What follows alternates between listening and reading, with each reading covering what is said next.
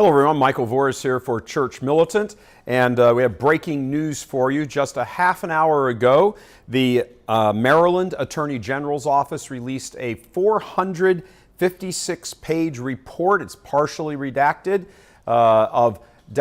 detailing decades of abuse, sexual abuse of minors, and cover-up by roughly more than 100 priests and 156 current or former Catholic clergy, seminarians in various archdioceses of Baltimore, teachers, religious, and various employees. They've been working on this report since 2018. You may remember that's the Summer of Shame involving the news breaking about Cardinal McCarrick. That very shortly after that, Pennsylvania released its grand jury report detailing pretty much the same thing, not only the sexual abuse of minors, the horrible crimes, but on top of that, then the cover-up by various bishops and high-ranking diocesan employees. In Pennsylvania, it was all over various dioceses. Here, the state of Maryland, the Archdiocese of Baltimore, essentially comprises the whole state, except for a little bleed over down in the south, which is covered by the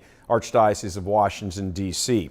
In releasing this information, the Maryland Attorney General called the systemic failure of the Archdiocese to protect the most vulnerable depraved. This is a public accounting, they say, of more than 60 years of abuse and cover-up. They say time and again, the Archdiocese chose to safeguard the institution and avoid scandal instead by protecting the children in its care from these people. 300 various witnesses called into the Attorney General's tip line, their emails, the various things they had set up to gather all of that information. Over 300, some of them were survivors, others were eyewitnesses. This just continues to point up the nightmare that has taken control of the U.S. hierarchy here and stretching back decades. And that's the point. I mean, Donald Wuerl, as you remember when the news broke about Cardinal McCarrick, former Cardinal McCarrick, said, oh, this is just decades and decades ago, meaning to imply that everything is fine now. Clearly, not the case. This involves current priests. This is what it says, 156 current or former Catholic clergy, seminarians, deacons, religious teachers, etc. That's what the Maryland Attorney General is saying. The questions now will begin. First of all, part of the report is redacted.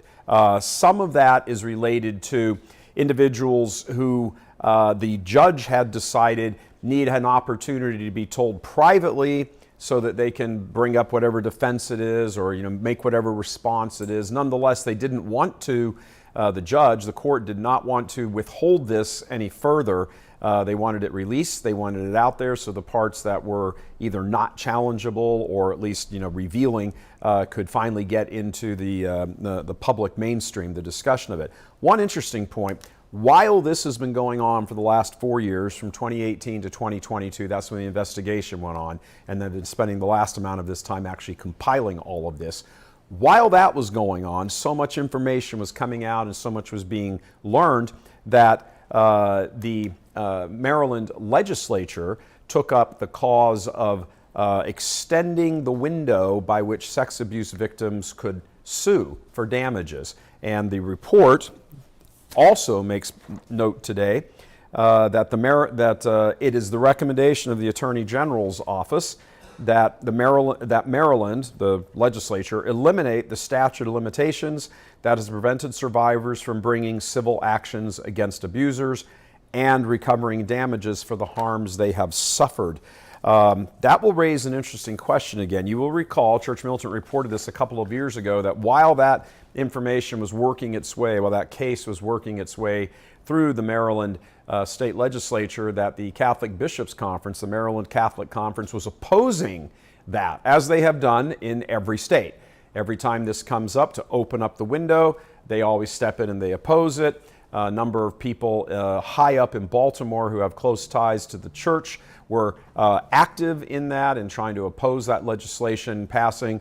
The word is now, however, the Maryland State Legislature's term is up very shortly in the next week or two, and there doesn't seem to be any indication that this will not pass. It is going to pass, and the governor has said that they can expect the signature. So it will, once again, the same thing that has happened in New York and California and quite a few number of states around the country. The window is now opened up. What the specific details are, we can find out. That's always sort of a state-by-state case. We'll find out more details for you on that. But the major point on that is that you can expect that there will now be a flood of lawsuits hitting, and they will all hit against the Archdiocese of Baltimore. We have, I believe it's 30 dioceses around the country, dioceses and archdioceses around the country, have declared bankruptcy in the face of the flood of lawsuits. Now, on a parallel, what was interesting is back in the day, Cardinal Timothy Dolan of New York, while the legislation in the state of New York, they call it a look-back window, so they open up the window of the time you're able to file a lawsuit, that when the statute of limitations previously had expired, they extend that statute of limitations. Cardinal Timothy Dolan had made a surprise visit when New York state legislature in Albany was discussing this, and he just sort of showed up out of the blue and sat down and gave testimony saying, oh, please don't do this, we shouldn't do this, oh, it's bankrupt, it's going to bankrupt. Well, that's true now. 5 out of 8 dioceses in the state of New York have declared bankruptcy. Essentially, the Archdiocese of Baltimore is the diocese in the state of Maryland. And again, if there are 300, over 600 children have been abused over this 40 or 60-year period, how that's going to translate into a number of lawsuits. Every time this has happened before, it has driven various dioceses and archdioceses, if not to the point of bankruptcy, certainly to actually being bankrupt. Will that happen with the Archdiocese of Baltimore? Why is this significant, Baltimore? Because Baltimore is the, you might refer to it as the primal see. It was the first diocese erected here in the United States, going back to almost the founding of the country. So this would not only have the severe financial impact, the massive black eye, the continuing black eye that the U.S. hierarchy continues to get over this issue, but there's a symbolic thing here also, a very important symbolic point, that being the very first, it has pride of place, being the first diocese erected here in the United States, that would happen to this is quite the black eye. Archbishop Lori has been the Archbishop of Baltimore for over 10 years now. He, of course, came from Bridgeport, Connecticut, where the exact same thing was going on. This goes to the heart of this question of homosexual clergy, and some of those homosexual clergy actually abuse minors and children.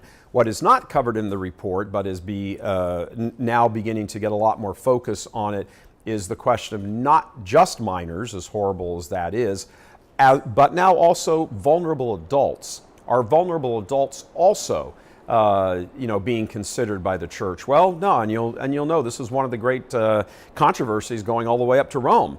That there just doesn't seem to be either the willingness or the competence or both for the church leadership to get their arms around all of this.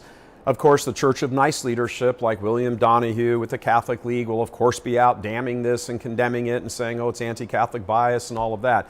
They're not paying attention to the lives that the survivors have. Even if something happened 30 years ago when you were 10 or 12 years old, you're a 42-year-old man now. You're still living with this. Yes, the event might have happened all that while ago, but the cover-up is continuous. That's the point of this. So it's not just did an event happen like Donald Wuerl said, oh, this happened decades and decades ago. Again, the event, the sexual abuse incident or incidents themselves may be decades old, but the cover-up, the discarding of the victims, the poo-pooing of them, the get out of here, we don't want to deal with you.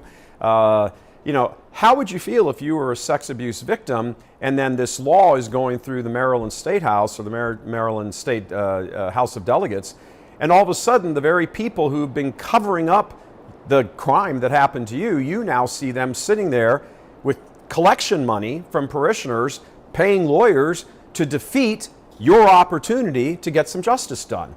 That's the point of all of this. Again, yes, perhaps the abuse happened years ago. We don't know. Haven't had a chance. That the report's 456 pages long. We haven't had a chance. Obviously, it just broke a half an hour ago. We haven't gotten a chance to go through it. But there are certainly some more current cases in there.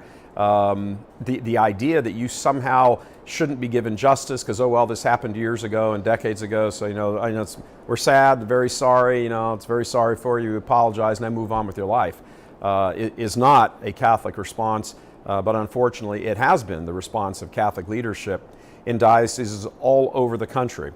Does the Archdiocese of Baltimore have the wherewithal to avoid going bankrupt in what will likely be an onslaught of lawsuits coming in the next few weeks and months? That's going to be a question. If the Archdiocese of Baltimore were to go belly up, bankrupt in the face of all of this, that would be a major embarrassment for the church here in the United States. We're going to be covering much more of this as we get more details coming in, but again, this just happened a little over 30 minutes ago.